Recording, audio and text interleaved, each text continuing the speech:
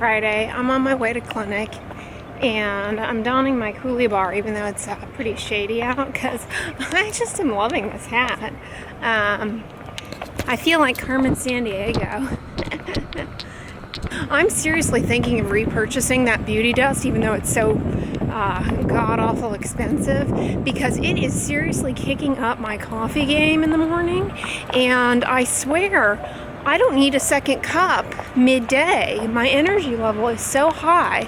I don't know if it's the ashwagandha in there or what it is, but I would just like to point out that this outdoor worker behind me has an excellent sun protective hat. It's got a cape in the back to protect his neck. That's great, and a broad hat. Outdoor workers, landscaping, etc., have a high risk, of skin cancers, and not only that, but sun-related changes. So work-related risk. Kind of like you get a hard hat when you work in construction. You should get a sun hat when you work in the sun. Anyways, I'm getting close to clinic, so I'll check in with you guys at the noon hour. Okay, so Friday salad bar lunch rundown. Today we've got roasted cauliflower, cucumber, bell pepper, spinach, and then tofu, and then this kale salad with strawberries and blueberries and a little bit of barley, I think, radish, and raisins. And I've got some mushrooms in there too, and an apple, and of course saltines.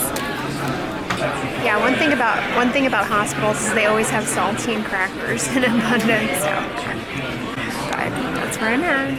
Well, hey guys, the clinic day is done, and do a little sky view here as we walk together, walk and talk. I got an email from a company asking me if I would be interested in reviewing their dry brush, and I thought I would share that with you guys, because isn't it comical? I mean, I don't think they watch my videos. Otherwise they would know I'm adamantly opposed to dry brushing the skin. And the reason I'm so opposed to it, guys, is there's something called lichen amyloid, which is a fancy name for when the skin is chronically rubbed, the skin cells get so irritated that they leak out all of their protein contents into the skin and make this thick glommy stuff that thickens the skin and leads to discoloration. It's called amyloidosis in the skin. And it can first start out thin, and it's called macular amyloid. Then it can get thick, and it's called lichen amyloid. And that is incredibly hard to get rid of, if ever. So that's why I'm so opposed to dry brushing the skin, because you're essentially just rubbing the skin, and that can create this disfiguring problem. This company thought they might like to send me one to try out. I ain't trying that out, but I'd unbox it and tell you guys it sucks. Anyways.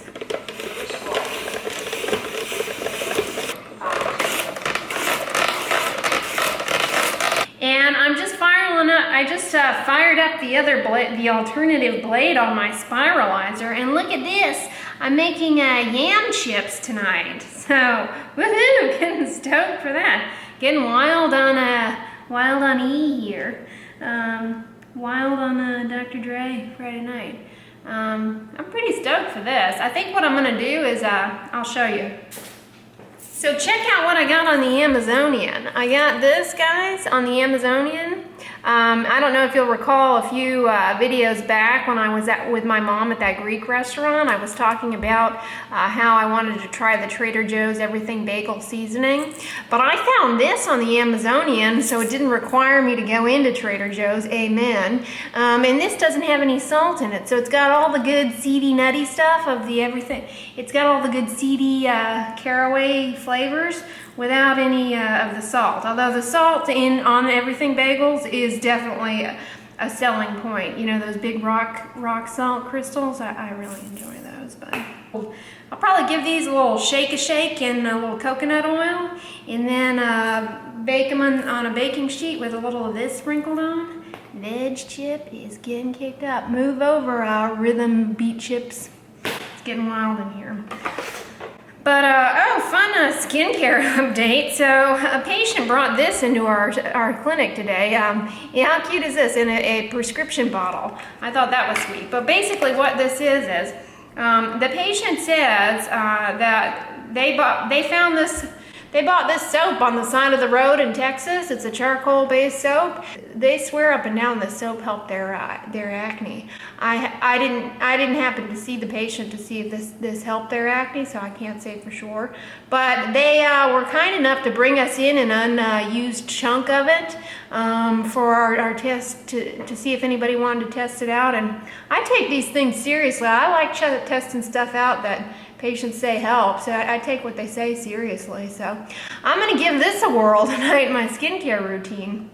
You guys know normally I use, after I work out, I take a shower to rinse off sweat and oil. And in areas on my body that are prone to acne, I use a 10% benzoyl peroxide wash called Panoxyl, which I'll link down below in case you're interested in it. I lather it up there and let it sit on the skin for a few minutes and rinse it off. And I believe the patient said they had been doing a similar application only with this charcoal-based soap. So I'm going to give it a whirl, but I'm going to give this little sample a whirl and I let you guys know. It's actually, it smells just like soap, but I guess it has charcoal in it, so hard to know if it does anything, but I'm going to give that a whirl tonight. But we do take what people tell us pretty seriously when they say things help, because we don't always have all the answers, or know how things work, and sometimes we don't have fantastic treatments for things. And when people say, hey, this is the only thing that I've found to be effective, well, we want to know, we want to try it out too and see if it helps. So long as things don't hurt and they seem to help. Anyways, I'm going to get my yam chips fired up here and head out to the gym. I'll check in with you guys later, post charcoal bath. Body care update wise, I did in fact give the charcoal soap a whirl tonight, and I have to say I lathered it up on my body just as I would my Panoxyl wash, let it sit on there and rinsed it off. It seems relatively innocuous. I could find in the medical literature no reports of charcoal-based soaps for acne or any skin conditions.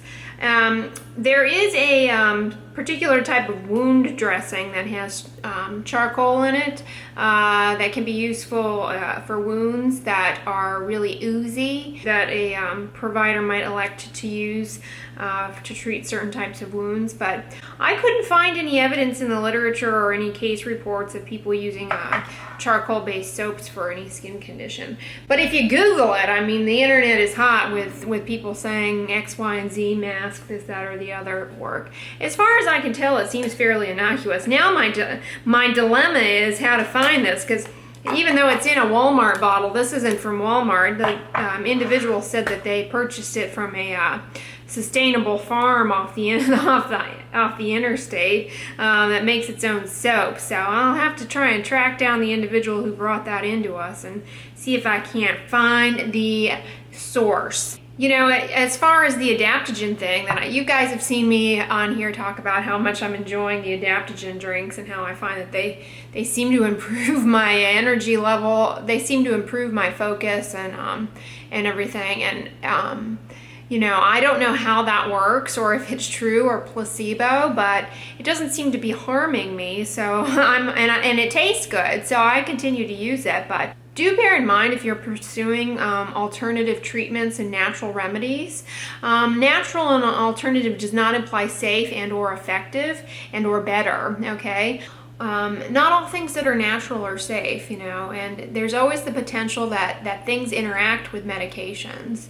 And always discuss with your healthcare provider and bring up to your healthcare provider that you are pursuing these things. They're not gonna judge you or look down upon you or anything like that. But there are known side effects, and it can be important for the provider to know. For example, some alternative therapies can alter the metabolism of other drugs that may be important.